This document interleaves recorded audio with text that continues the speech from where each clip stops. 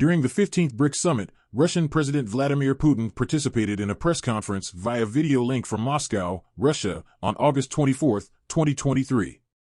Putin addressed the attendees, emphasizing Russia's commitment to strengthening its connections with African nations and highlighting its role as a dependable partner for food and fuel supplies. The Russian president expressed interest in cultivating diverse relationships with Africa, particularly noteworthy due to the region's challenges stemming from increased fuel and food prices linked to the Ukraine conflict. The decision by Russia to withdraw from the Black Sea grain deal in July led to a surge in grain prices, profoundly impacting many African countries, which heavily rely on grain imports. Russia and Ukraine, recognized as significant grain exporters on a global scale, have both encountered implications from this pivotal shift.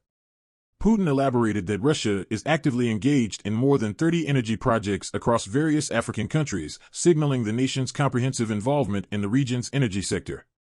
He also emphasized that Russian fuel supplies would play a pivotal role in assisting African governments in managing the escalation of price hikes. Over the last 2 years, exports of Russian crude oil, petroleum products, and liquefied natural gas to African markets have expanded significantly, surging by 2.6 times. Putin underscored the importance of a methodical, balanced, and well-calibrated transition to a greener, low-carbon emissions economy. This transition must be approached cautiously, especially given projections for continued global population growth and the subsequent rise in energy demand. Russia's ambition within the BRICS group, which currently includes Brazil, Russia, India, China, and South Africa, revolves around bolstering the coalition's influence. This strategic objective aims to counterbalance the Western predominance in the global economic arena.